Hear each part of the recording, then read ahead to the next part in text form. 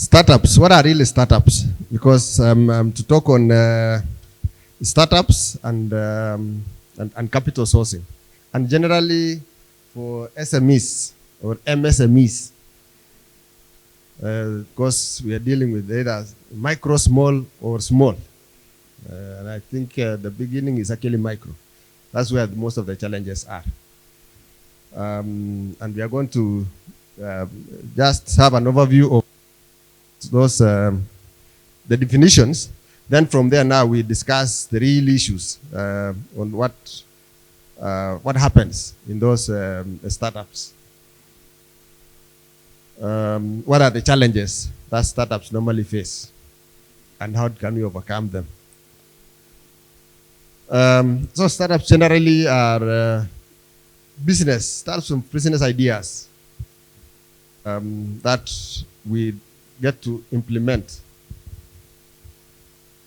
And for you to start a business, which means then you must be entrepreneurial. You must be having some spirit of entrepreneurship within yourselves. So what is this spirit? What do you need?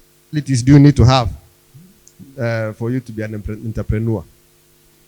Because not everyone can really start a business and succeed. Because at times, because of the academic background that we have, you know, we are right from baby class, Ukuchini, standard 1, and all through. We are taught not to make mistakes. And when you make a mistake, you get punished. But that is not how it is in business. Business is you make mistakes. And that is costly. And you see, in business, there is no rule book that you do this, and this, and that, because you are the ones who set those. You know, in academic life or in your workplace, if you are employed, you are meant to be here at 8. When you come in, this is the first thing that you do. The code of conduct is this. But in business, it is you.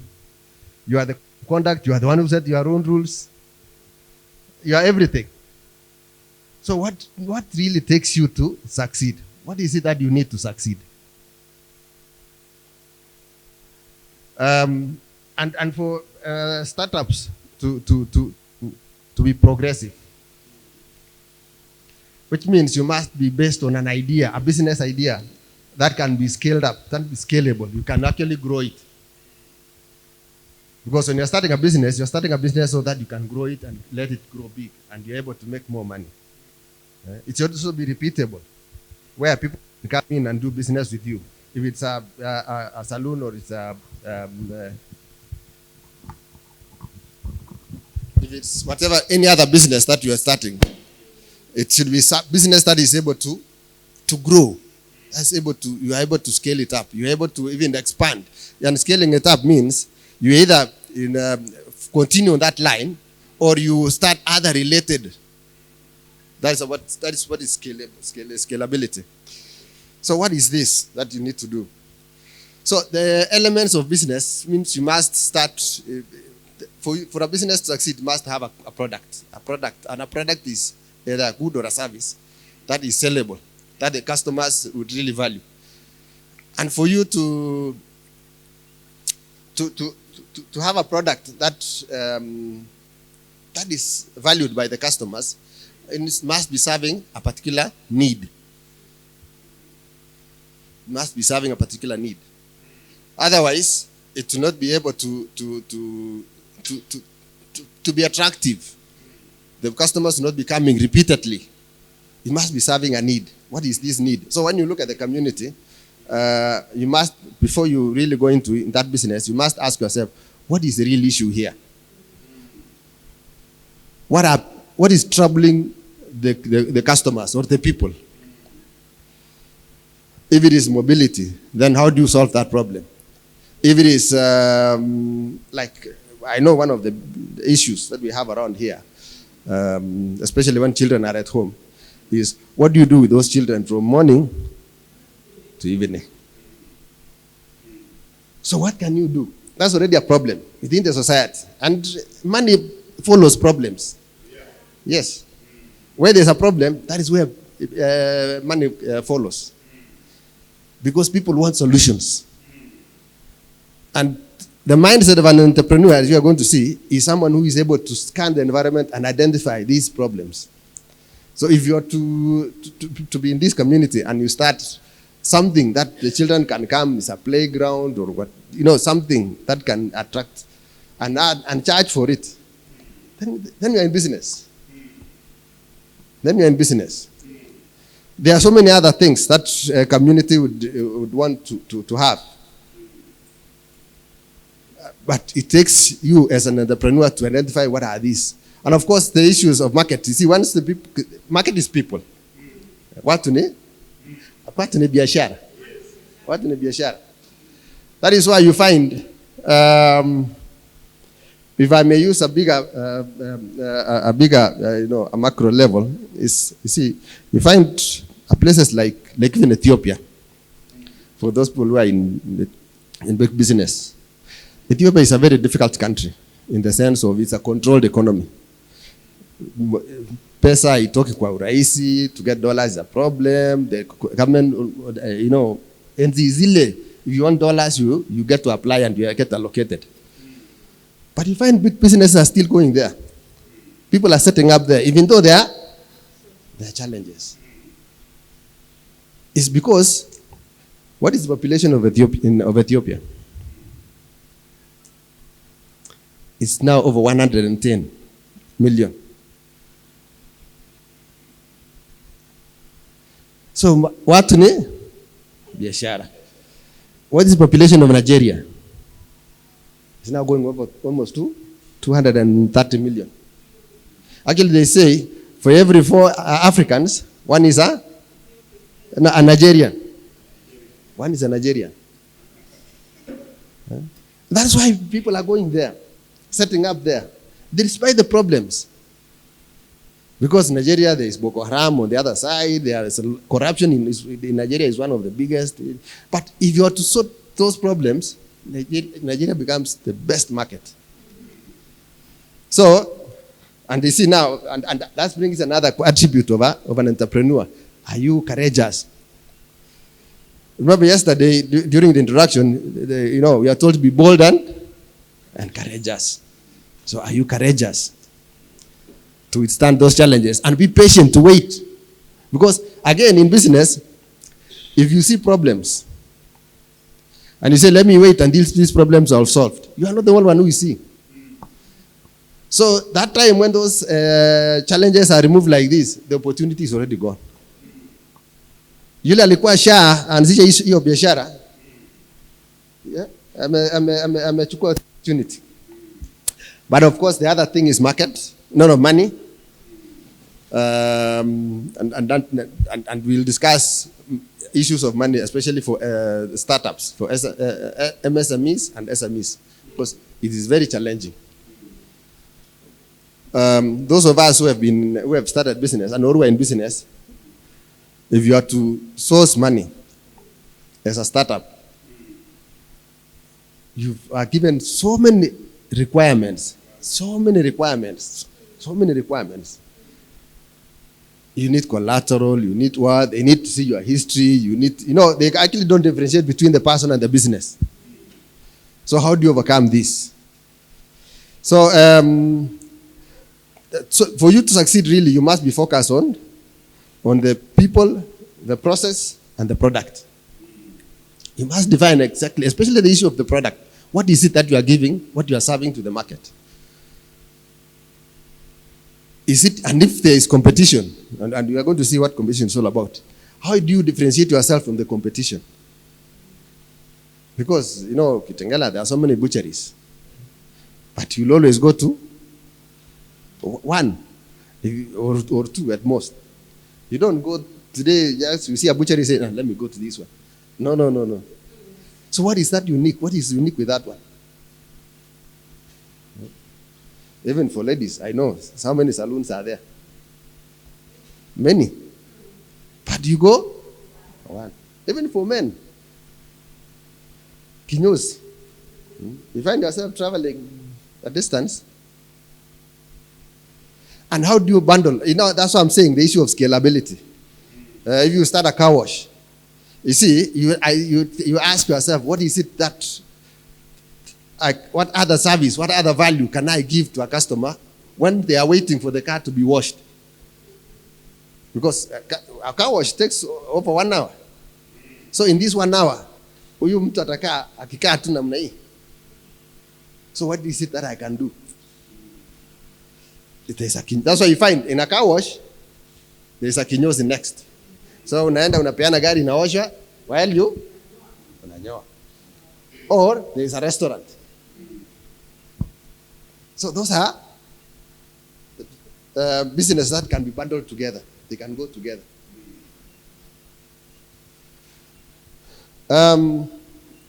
So let's see, really.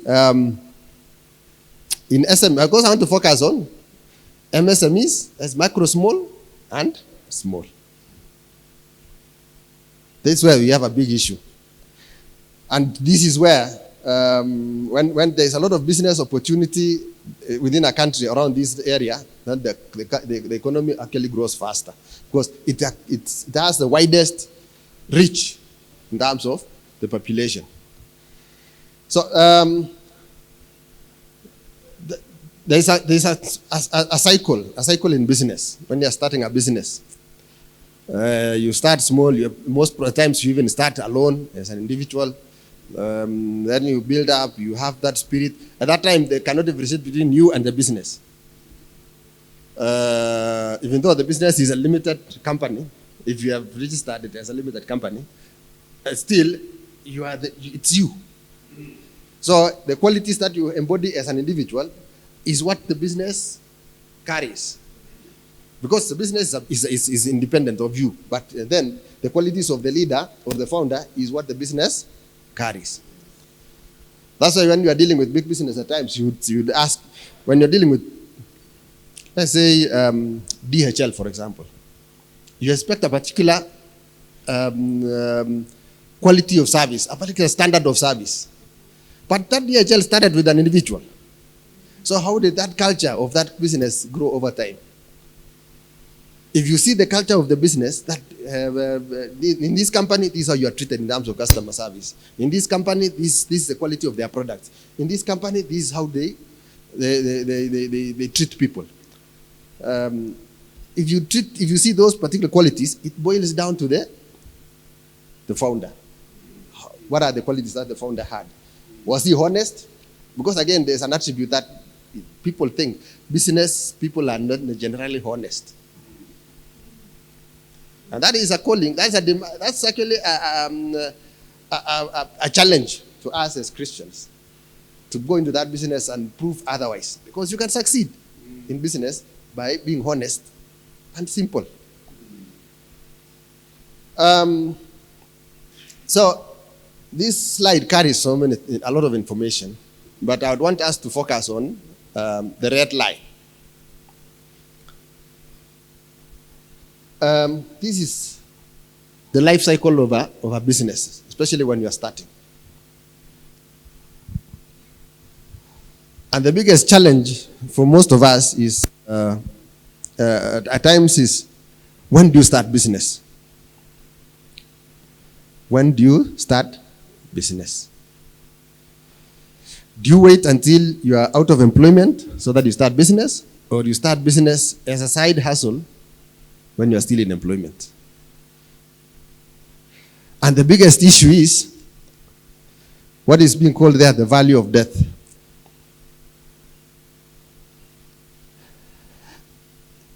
Statistically, they say MSMEs and SMEs, they die within the first 1 year. Why? Hata wakijaribu sana, 3 years, they die. It's because of that value of death. Because at that time, you are setting up the business. The capital requirements is so much. And if that the same money that you are using to set up the business is also the same money that you are spending on yourself and family, si itaisha haraka. Na ikiisha, imeisha.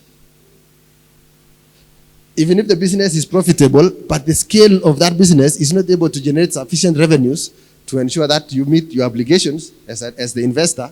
Because when you're doing business, you are investing to the business. You are loaning the money to the business. The business is meant to give you a return. But you see now, that's where there's a catch always, because you cannot differentiate between personal money and the business money. Here again, you find the requirements for you to scale up the business or to make the business visible. Marketing requirements, statutory requirements, the level of customers that you have is not sufficient enough to generate, sufficient volume of business. And if you scan the market, especially in the Kenyan environment, and you see how many businesses, even if you go to YouTube, for example, and see how many businesses died within the first 1 year or 2 years. There are so many. Because one, remember what I said, the issue of market. What problem are you solving in the market? If you didn't define exactly what is it, what problem are you solving, what challenge are you solving in the market? You can have something very nice. According to you, it's very nice, it's beautiful, it's excellent. But are you sorting the problem that the customer is facing? So you can have a very nice product, very nice. Lakini, it's not what the customers want. So they look at you, yes, but in terms of prioritization, wewe utangoja. And that time when you are waiting, rent is demanding on you. Your personal expenses are demanding on you, and all that stuff. So that is why it's very critical to define, before you go into any business, define exactly what is it that I'm offering. And how can I differentiate myself from others?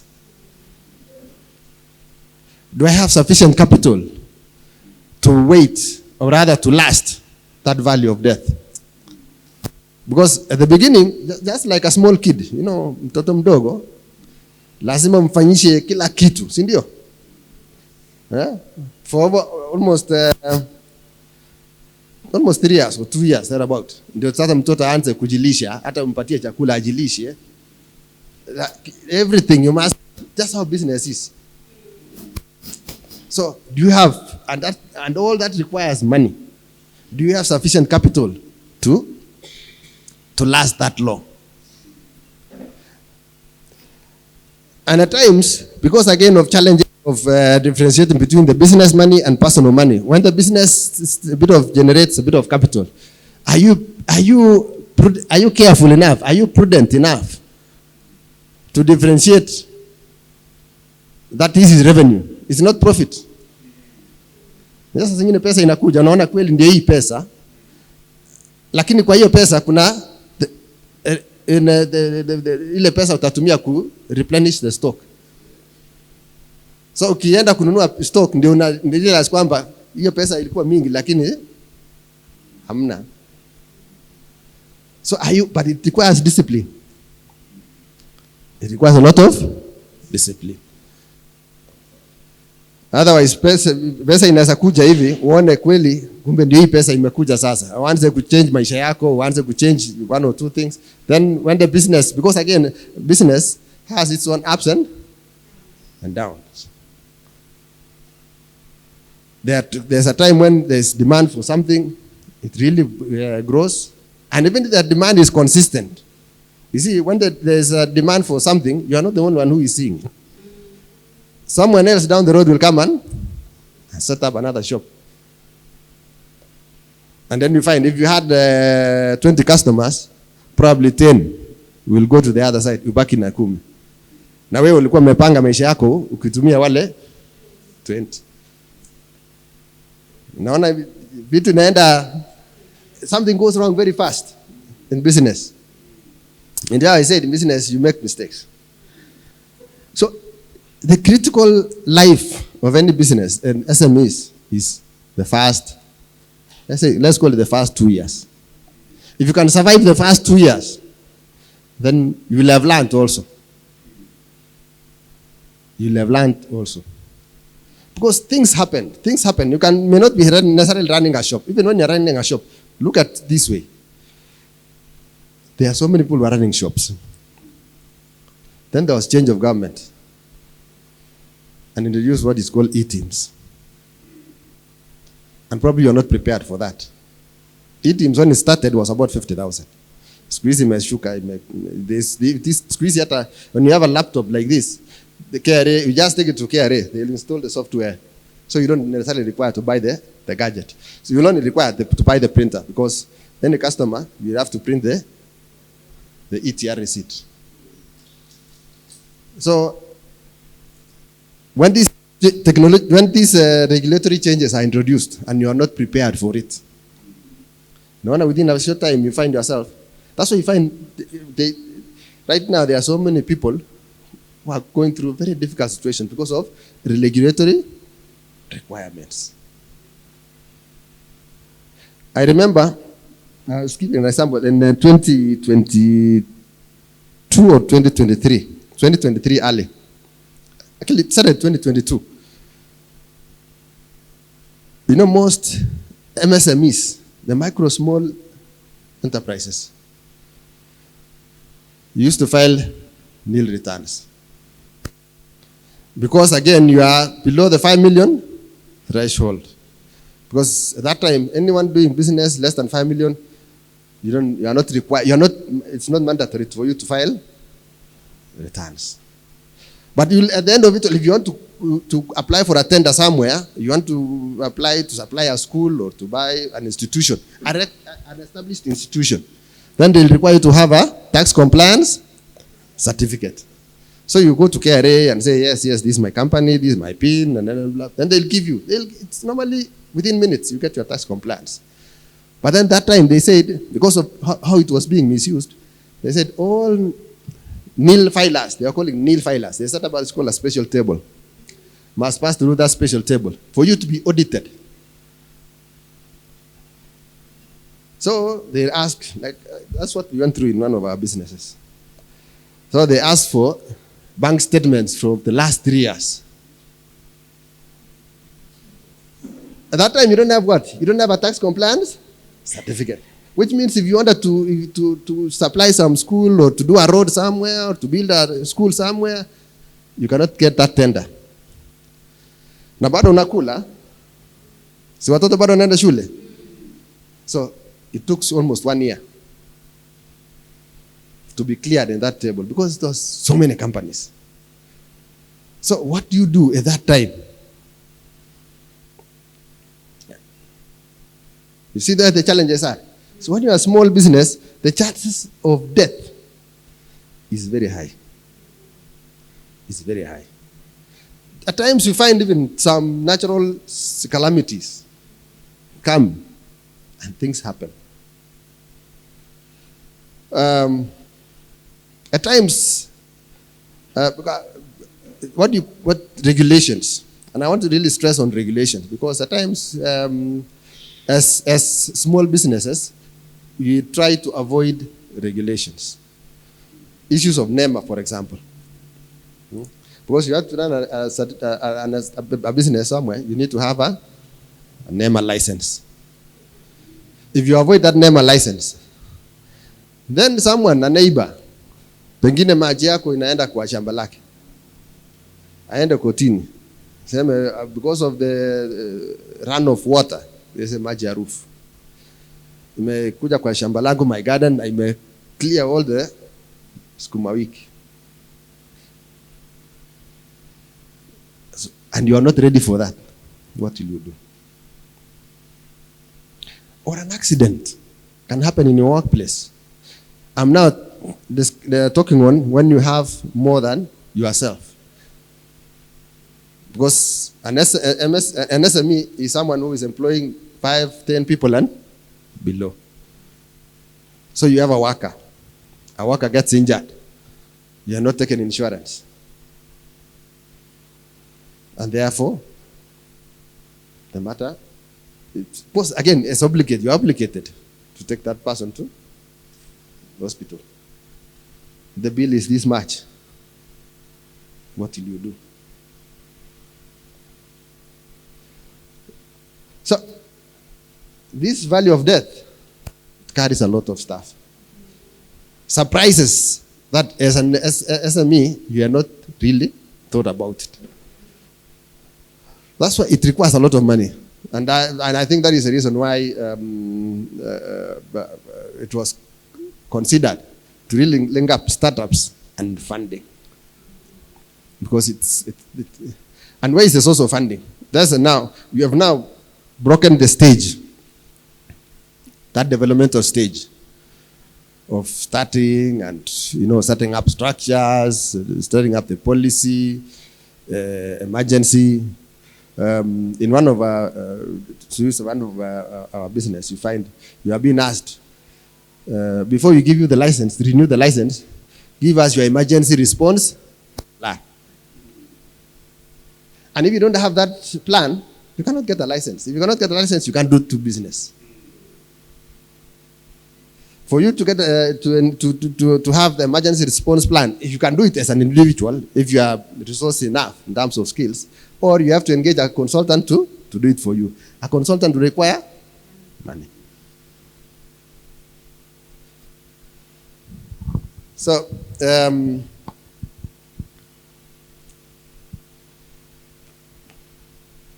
but entrepreneurship is also exciting. It's not all gloom. I know I've talked of so many gloomy things. When it succeeds, also, there is such satisfaction. I've used an example of a child. You see, when you see the child grow, within a short time anatamba, within a short time anaanza kushikilia kiti, anataka kusimama, mara unaona meno inaanza kutoka, it's progress. Yeah? So that's how business is also. When you have done it and you have seen it grow, within a short time, you are seeing yourself, you have stocked up, the next thing you are thinking of is a branch somewhere. It's exciting. The customers come and you're able to, say, habari mama nani, until you know your customers by name. It's very important. It's exciting.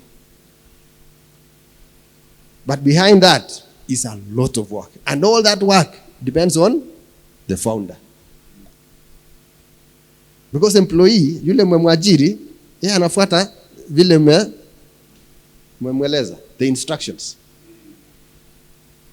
But mwenyewe lazima uwe na discipline. Kama biashara inatakana kufunguliwa saa fulani, lazima, if the customers need to be treated like this, you must ensure that you are, and you set an example yourself. Sure, even if your mood that day is not good, because here kila siku ina mambo yake. So customer kija, lazima msalimie, welcome, how can I? Lakini kama umekuwa ukimsalimia, then the fourth day akija, hata customer ataenda akijiuliza, what is the problem? Iko shida. So I don't want to dwell on the early stages of business and the later stages, because these are now when you are scaling up. Because I said a business must be scalable.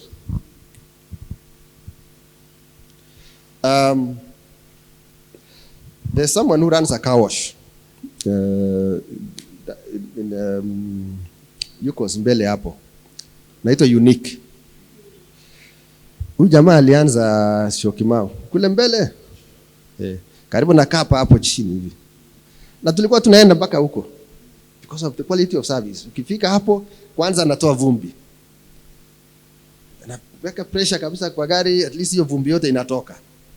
Alafu sasa wanaosha. Kuna pahali wamekuwekea ya kukaa chini. Huko there was no restaurant. So ilikuwa nakaa chini, kaa hiyo muda yote. Lakini sasa hapa, wakati walihamia hapa, because hiyo biashara hapa alikuwa merent. Lakini sasa hapa amenunua. Sinaona hiyo biashara from renting to owning. Lakini ile ilimsaidia ni quality of service, because you are going there and you are queuing, imagine, and you are driving all the way from Kitengela to go there. How many car wash hapa katikati? So hapa sasa kuna the same quality of service in terms of car wash. Sasa hako na viti huku juu ameweka restaurant. Na ni restaurant mzuri. So if you are to offer quality of service, and as an individual, customers will always follow you. Customers follow quality at whatever level. Customers follow quality. And I said that I remember the other year I said quality really is you can charge so much for quality, because if that's what the customer values, they'll pay for it. Even if you are charging higher, they'll pay for it. Because look at it this way. Kinyozi. Kinyozi unaweza nyoa na 50 shillings. Hata kusuka, unaweza nisuka na mia ngapi? 200 ama ngapi? I don't know. Yeye ndiye anajua. But for men, unaweza nyoa na 50 shillings. Lakini unapata mtu anaenda analipa 350, 500 or even more. I know of places that charge even 1,500 for kunyoa nywele tu. And people are ready to pay. So why can't you go for the 51 if it's about money? This is not about money all the time. Services. And all that depends on you, the founder. Mfanyikazi atafuata vile mmemwagiza. So, let's see now as a founder. Because I don't want to, I'll discuss these other things in the next as we go along. So that's why I looked at this slide and I valued it. Because there is so much demand on the founder that the entire business, because it rests on that one.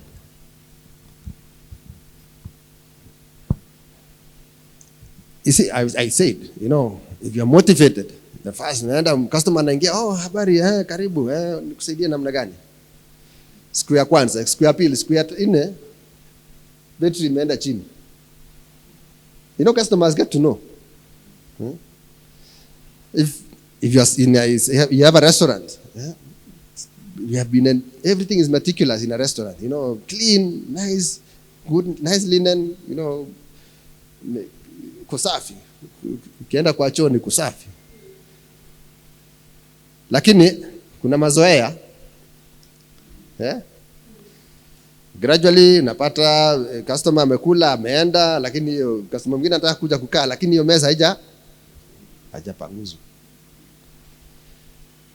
Kama ulikuwa unaweka usafi vizuri, hakuna harufu, hakuna insi nini mara gradually customers get to see these things. So how do you ensure that you are motivated? And that's why I'm saying the founder is the business. Once the culture has been established, the rest is repetition. And of course, repetition is how we are taught up. Follow rules. Ensure these are done. If you make makosa, unachapwa. But the leader, how do you ensure that you are motivated throughout, regardless of the circumstances?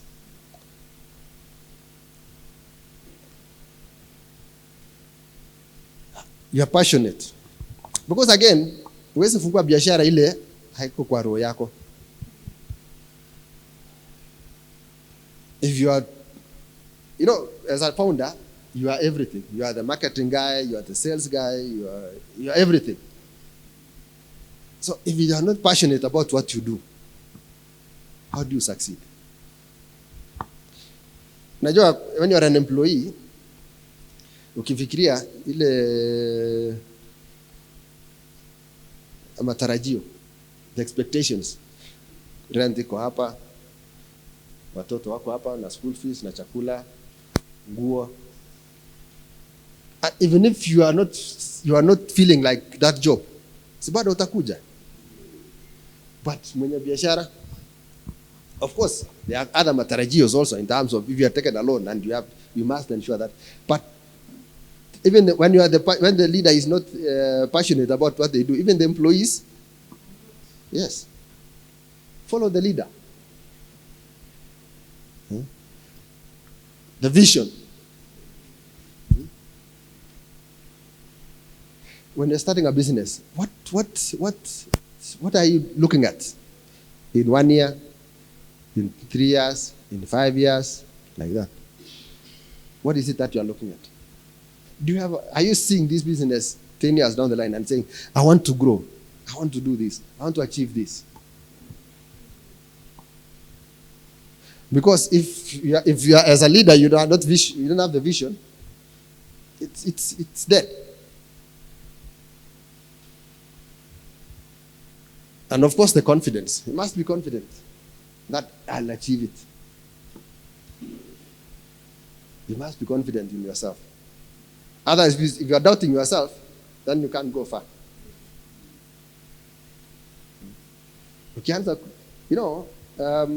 even generally in life, if you start doubting yourself, even some of us who attempted running at some point, immediately you start saying, yes, I'm actually tired. You cannot go any further. But if you are inspired and you are confident in yourself that I'm going to win, I'm win this thing, I'll actually defeat him. Nitamshinda. Some energy comes from within and you're able to keep strong, going strong.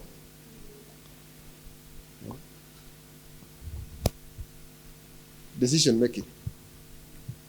This is where it's either make or break. As a leader, because as a business person, you're a leader. When do you make decisions? Do you delay in making decisions? You see, and at times you find leaders, or business leaders, founders are seen as if they are ruthless. Because if you kama mko nafanya kazi, siku ya kwanza namwambia yeye usirudie hiyo, usifanye hivi. What time are you coming? Like that. Siku ya pili, siku ya tatu, siku ya nne, what are you meant to do? You suck. You are sucking this person, and yet you know this person ako na watoto, ako na familia. Alikuwa anategemea hapa. But you see, it's either your business or all of you go home. Afadhali aende nyumbani, nyinyi mbaki na wengine. You have to make decisions. If you are making losses, and you have actually analyzed, because it's about analysis also. You are making losses and you analyze and say, I'm making losses because I'm doing A, B, C, D. Probably you have been sourcing from Simmit, ni mboga ama ni cereals. Umekuwa ukienda unanunua hapa Kitengela, unakuja unauza ama whatever it is. And you have analyzed and you have seen, no. Yeah, I'm making losses. I better wake up so early and go and buy in town. You have to sacrifice. Hata kama ni kuamka saa 10. Uende. You have to decision making is everything. That's like leaders and CEOs are paid a lot because they are able to take decisions. And they make decisions. If it succeeds, they succeed. If it fails, they are also done. But you cannot do business if you cannot you cannot make decisions.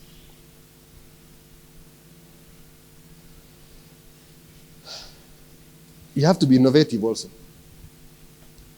It's using the same examples that I've said. If you have been sourcing your raw materials from, let's say, here, and you have seen, you have always to start. That's what I'm saying. It's about analysis. You have always to question yourself. What can I do? Because business is success in business is not about the profit that you make. That makes you succeed. It's not the profit. It's how do you manage your costs. It's not the profit. Anyone can make profit. Because kama imaji ni 30 shillings. And kwa hii community yote ni 30 shillings. Utauza 30 shillings. But out of that 30 shillings, what remains? Because we use 35. Hata sisi ambao kwa biashara ya petroleum, serikali ina set petroleum price. So you can't increase. It's illegal. But then how do you ensure that your costs are? So what can you do? Being innovative. If you are having, and that's the time, again, all these things are tied together. If you are the leader, and if I invest in a software where the salesperson will be just keying in the sales, the system is able to calculate the profitability and all that at the end of the day. Na hapa, kuna mtu ulikuwa memwajiri kama accounts assistant. Sasa if you invest in a system, si mtu hatakuwa na kazi. That's what I'm saying, the decision making. But you have to be innovative. You have to think. You have always to think as a business person. You have to go further and ask yourself, what can I do to reduce all costs, to offer better service cost effectively? Because the customer will always value better products and better service. So how can I offer that cost effectively? That's always a big question.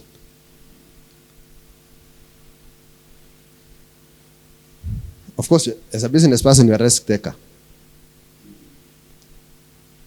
You're a risk taker. Why is Equity, and by extension, Mwangi, always considered the most successful entrepreneurial banker in Kenya?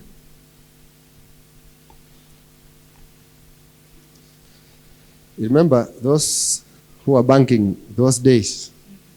Kuna wakati I'm seeing Machela, akina Barclays. I know she used to work in Barclays. That's why I'm looking at her. Barclays, Standard, which other one? Cooperative. But actually started those two. Standard Chartered. Actually started with those two, saying everyone must have 50,000 shillings in their account and above. Remember? Equity came and said, Mimi ni member.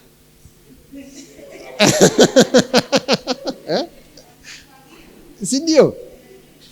All of custom. I mean, that is it. I was banking with Standard Chartered at that time. I moved. I can't get 50,000 sitting in the account. For what? So, but what was the risk? This person who is banking 5,000, 1,000, 2,000, 3,000, it's also the cost of doing that business. How many ledgers do you have to keep? So the cost of doing that business is so high. So again, that's what I'm saying, these things are tied together. You have to be innovative. So that you say, how can I serve these people who are banking these small amounts cost effectively? But by doing so, look at where Equity is today. But he took the risk. Because Equity was just a chama. Look at Equity and look at Family Bank. Incidentally, the two actually come from the same village. Mwangi Pandei, you mzee naitwa is a brown mzee, forgetting the name. The owner of Family Bank, ngambo hii ingine. Both of them ilikuwa chamas. But look at where Equity is today, and look at where Family Bank is.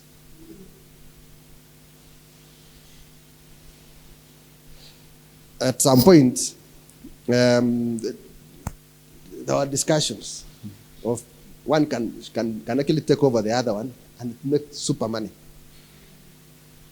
Because there are discussions. Because every town you go, there's an Equity bank here and a family bank here. But if Equity bank, if the two were to match, look at the cost savings. Even in terms of staffing, in terms of infrastructure. It's a lot of money. But anyway, that aside, it's going in terms of risk. There are so many other people who took the risk. So many other people. But you see, as an entrepreneur, you actually take the risk. You actually take the risk as an entrepreneur. Because you have your savings. Because as an entrepreneur, especially SMEs and MSMEs, the first capital that you're using is most probably your money, your savings.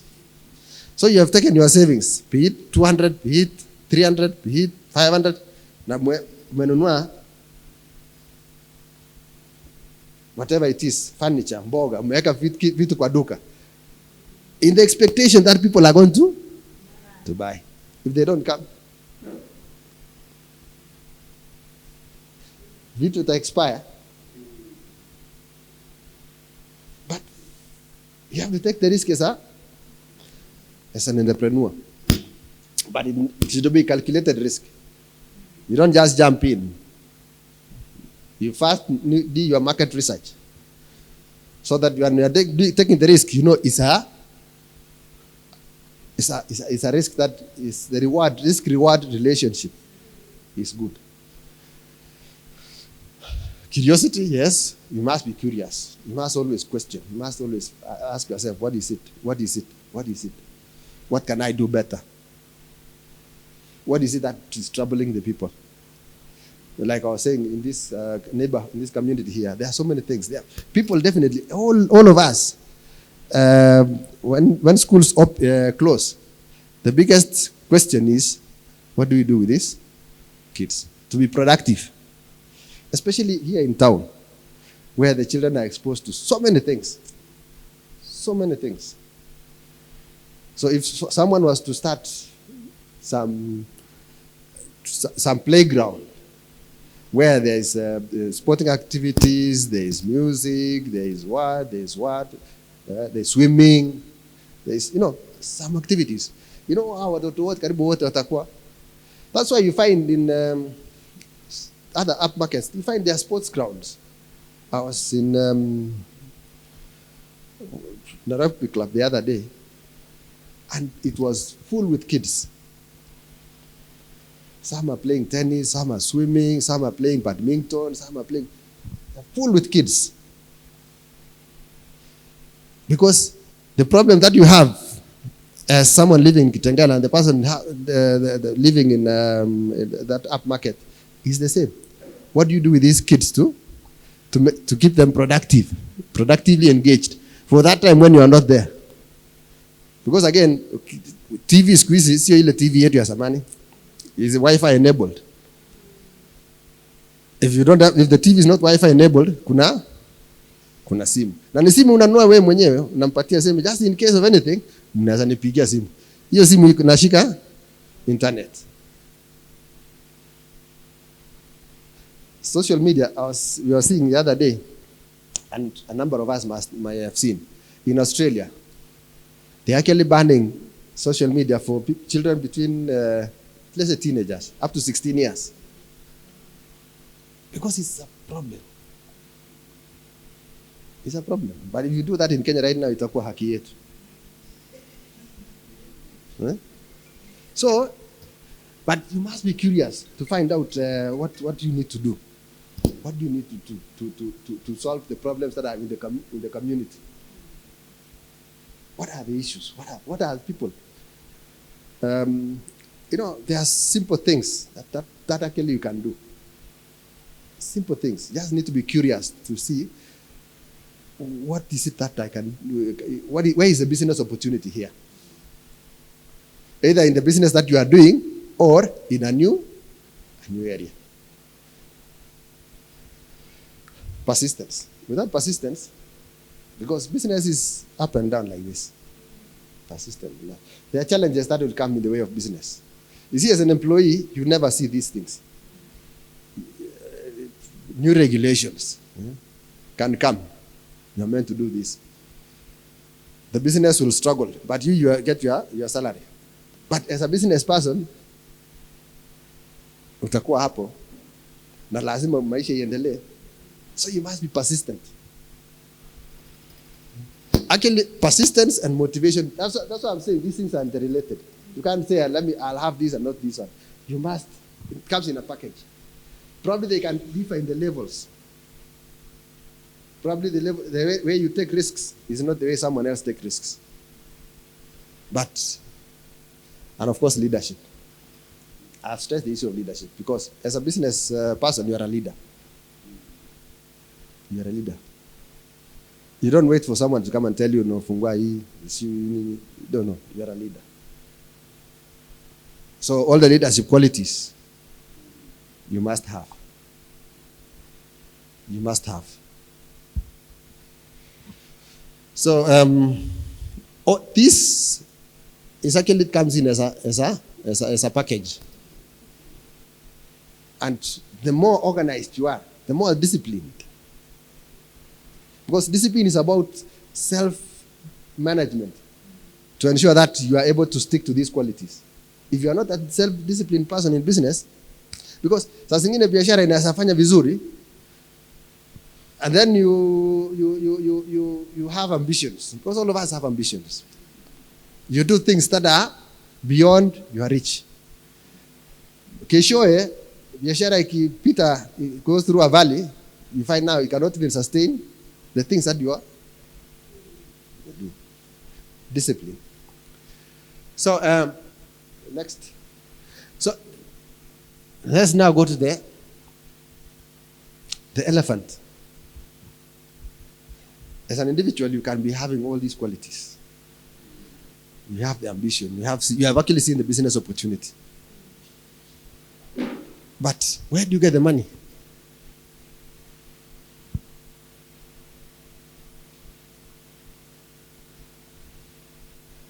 Because if there is a problem that SMEs and MSMEs have, and that's why when you see most governments actually try, okay, they may not succeed because kila mtu ana expertise yake. They try and target the MSMEs.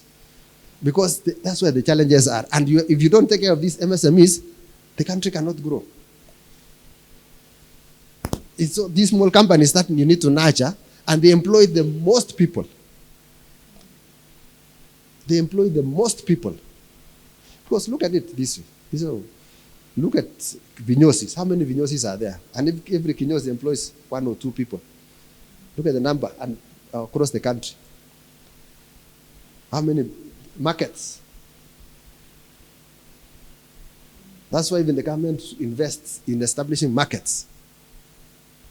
Because not everyone can have money to go and to buy a plot and put up a market. So that you're able to. Right now, in most constituencies, they are putting up, and I think counties actually right now, they are putting up business centers where there is cooler facilities and all this, so that all the agricultural produce, because most of the agricultural produce is lost after they are harvested. Post-harvest losses is so high. But if cabbages, cabbages, saa zingine inakuja mpaka 25 shillings, 30 shillings, one. The next minute, 100, 110, 120. So if you can manage that, So where do you get the money? Because the biggest challenge for businesses is money. Money. You can have an idea. There can be a business opportunity. You need to supply.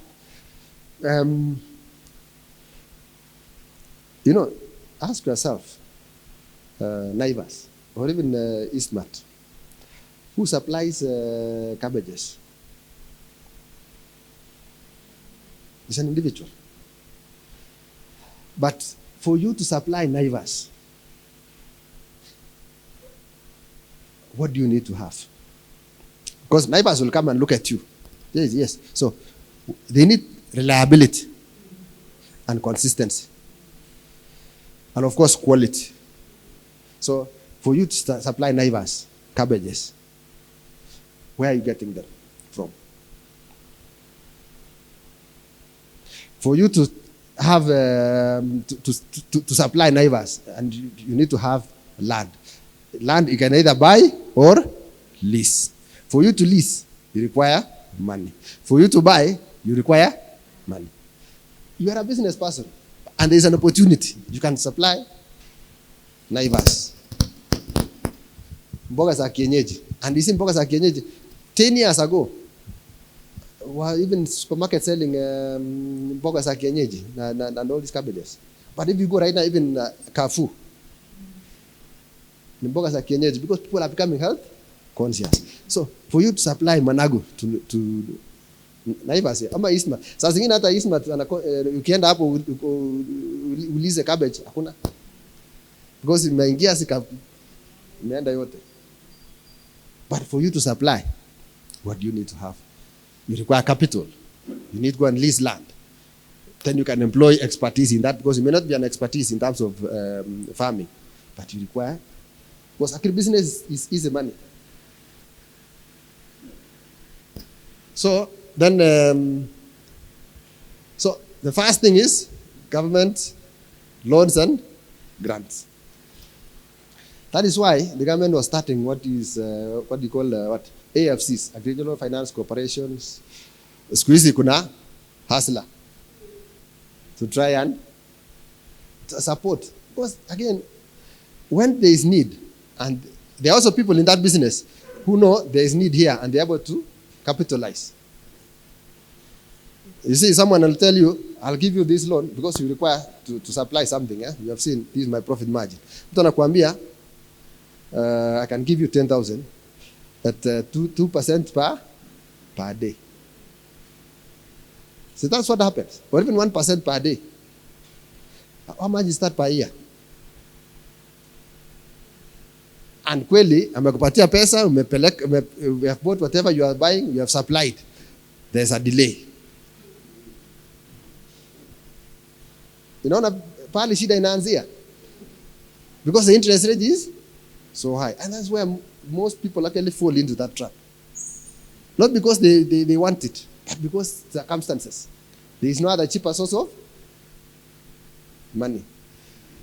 So, but hustler, despite the challenges that is there, is well-intentioned. It's only an issue of scalability. Because again, when you're given 500, what can 500 do? 1,000. But the scalability, that's what they are trying to say right now. I was talking to a friend of mine, saying right now they are thinking of reworking it to see how that can assist businesses. Bank loans. I think let's not even discuss bank loans, because these SMEs and MSMEs, the bank loans is out. The requirements are so high. You can't get it. Microfinance institutions. This one is actually coming in, and it's coming in. There are quite a number right now. I've just given one example here called Pesesha. There's another one called My Wage Pay, and quite a number these days. These are digital lenders who are able to. Remember, in my life cycle, there are angel investors, there are value venture capitalists, and all that. That's what all of this is. There are people who are very rich out there who are looking for opportunities to invest. So when you have established yourself and they see you are bankable, they're able to give you money. There are venture capitalists who have raised millions of money. The rate is actually 2 to 4. I think one is 2 to 4% per month, because they expect you to turn around, which is also high. 2 to 4%. 2% is 24% per year. If it is 4% per month, that is how much? That's 48% per. But the expectation that the turnaround, you're able to borrow this money and pay within 1 month or 2 months.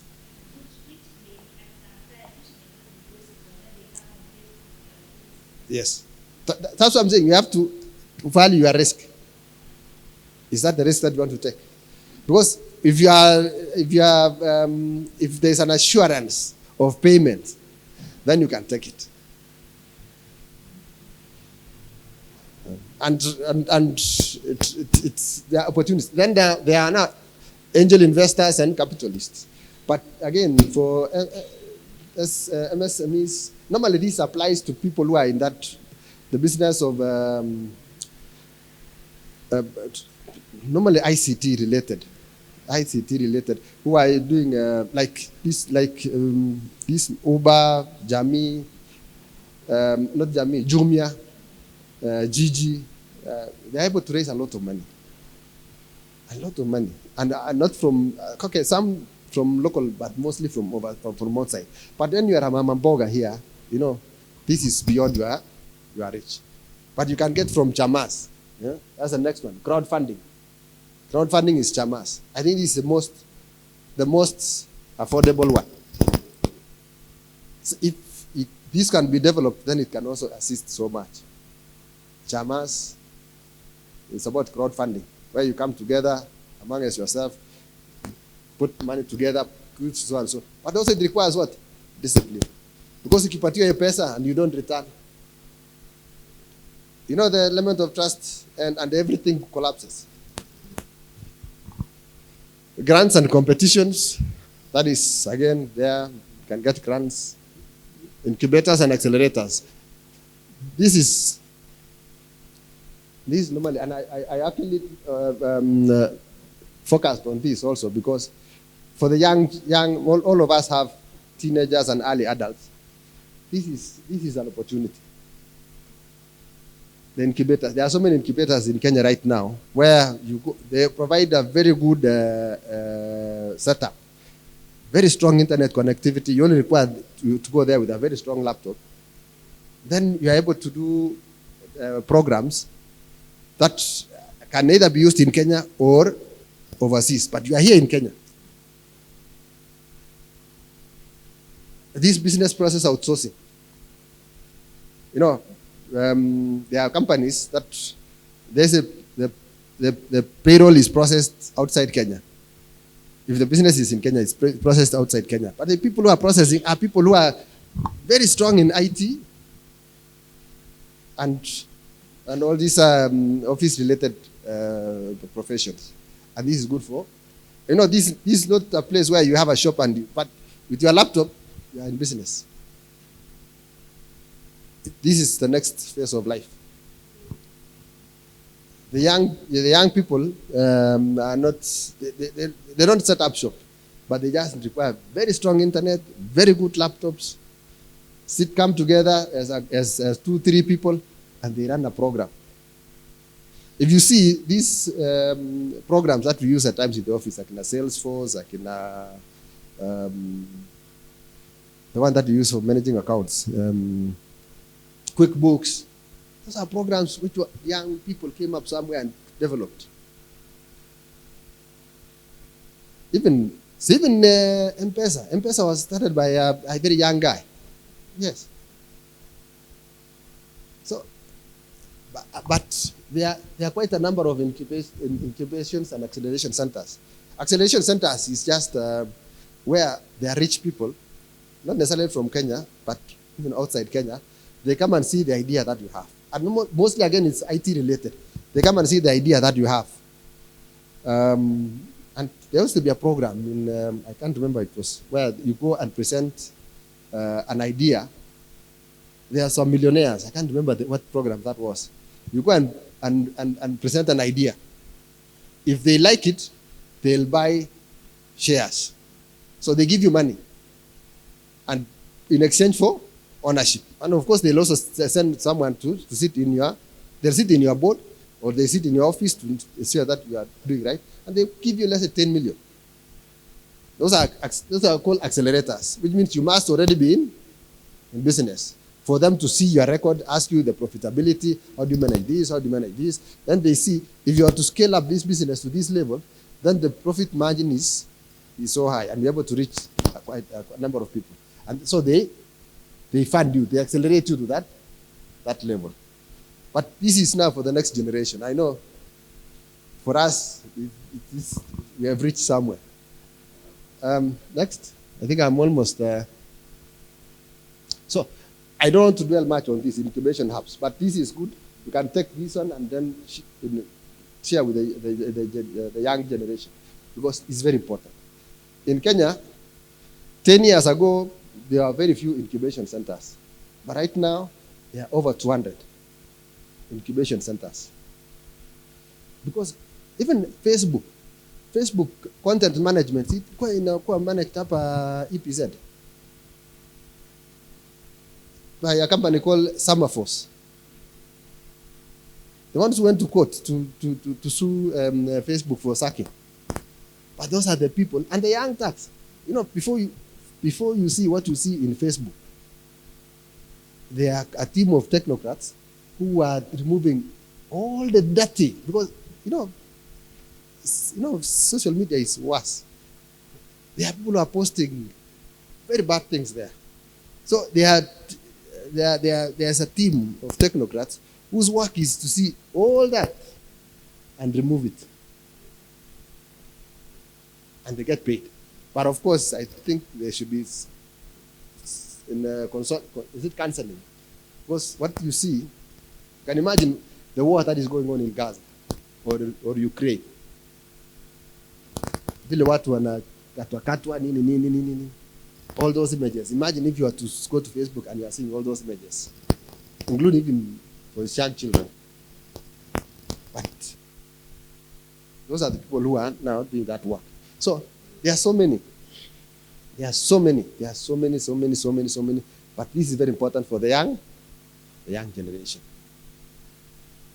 This is very good. This is very good. If the children can take time and do all this programming and all that robotics, it is very good for them. They say in artificial intelligence. Right now when you call someone, you call an office. Previously there was a receptionist, but these days there isn't a receptionist. Simu inalia, badala ya kukatika, naambia, so and so is not available to take your call. Please, can I take a message? You think someone is talking, but it's just a machine.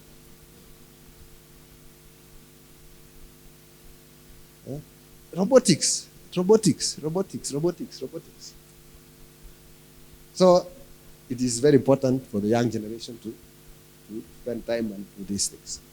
So I don't want to dwell so much on that, but I thought it's very important as parents, so that we are able to guide our children to do the relevant courses. It's courses that they're able to kujiajiri and move out of, and also encourage them to move out. Next slide. I think I finished. Competition. So competition is good. Competition is very good. I know most of us, we see competition as bad, but competition is very good. Because when there are so many businesses in a particular area, it means there is demand for that product. So the big question is, what can you do to differentiate yourself? It goes back again to the leader, the innovation, qualities of the leader. So what can you do to innovate and differentiate yourself? So competition is very good. It's very, very good. So you have to be very clear on what you do. Next slide. Marketing. I think marketing, in summary, is a management process. At times you see marketing as if it's something that is done in an office somewhere. No.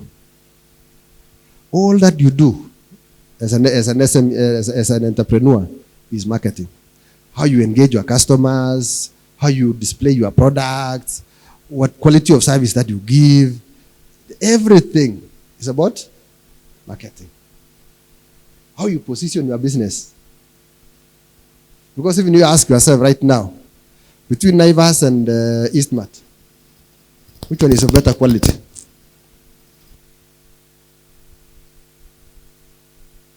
But why?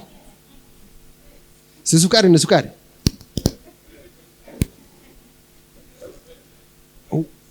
What is in Naivas that is not in Eastmat?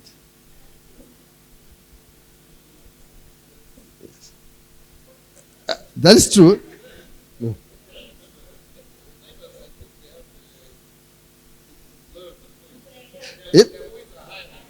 Okay, that's how they differentiate themselves. But at least they have the points. They have almost the same thing. But you see, in the mind of the consumer, Eastmart near chini. Even between Naivas and the hub and Carrefour. But what is different? It's just the same the way they lay out everything. Same things. Sugar is sugar, nyama ni nyama, everything the same. Omo ni omo. It's a brand. So the way you arrange your things, the way you arrange your shop nicely, the way you greet your customers, the way you engage.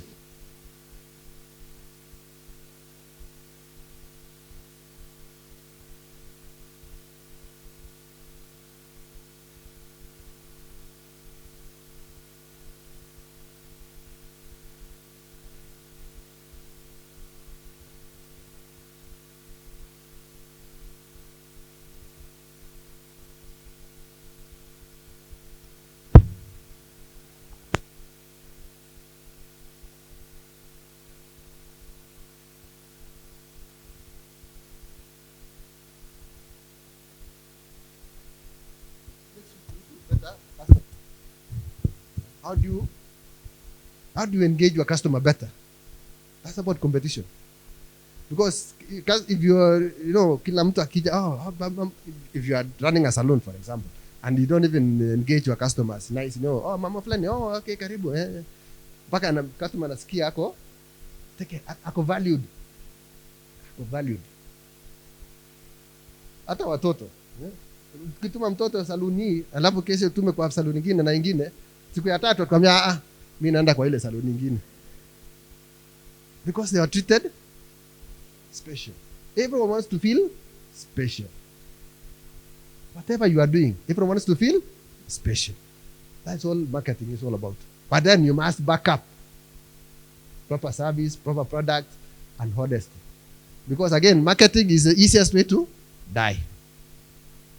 When you market a bad product, isi kila mtu atajaribu. Baada ya kujaribu, atarudi tena. And that's another one. Word of mouth.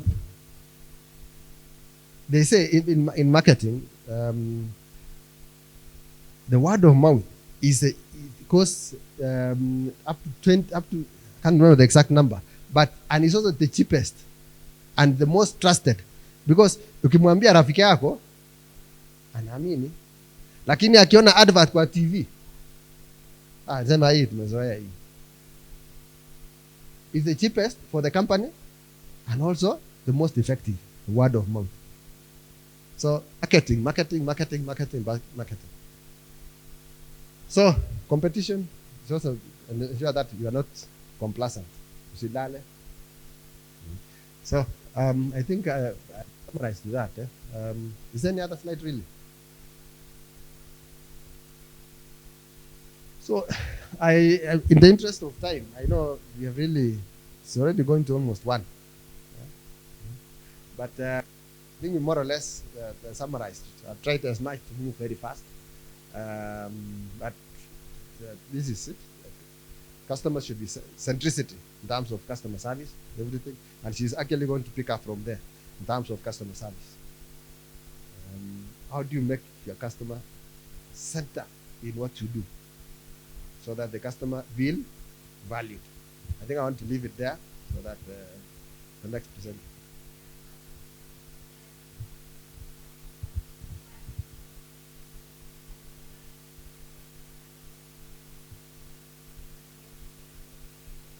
Banks.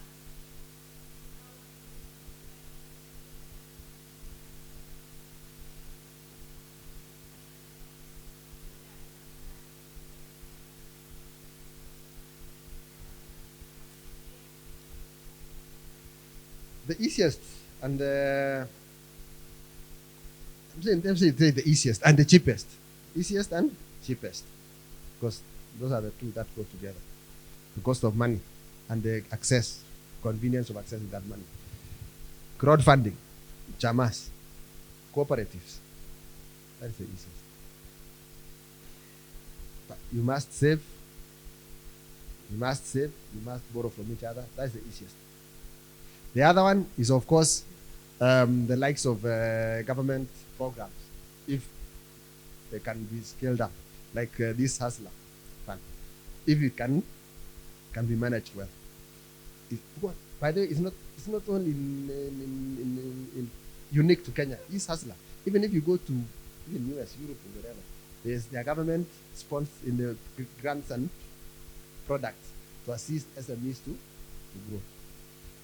Probably this one of us is still new. There are so many challenges, teething challenges that need to go through. But the concept is right, where you are loaned, let's say 1,000 or 5,000, because yule mtu anauza mayai 500 is enough. Na nunua mayai asungushe alipe jioni, najua analipa 0.8% interest. You see how small it is. Then aombe tena like that. So that concentrate on that level. Of course, again, issues of grants is very hard to come by. Very hard to come. You can be lucky to get a grant, but very hard to come by. And at times even probably grants come with conditions.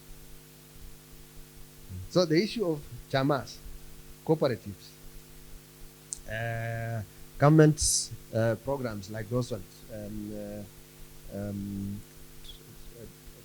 Okay, if it was agricultural, it's AFC, because AFC was basically started to assist the banks, to assist farmers, agribusinesses. But for us, we were up in the town. I think I can focus on those ones. Good.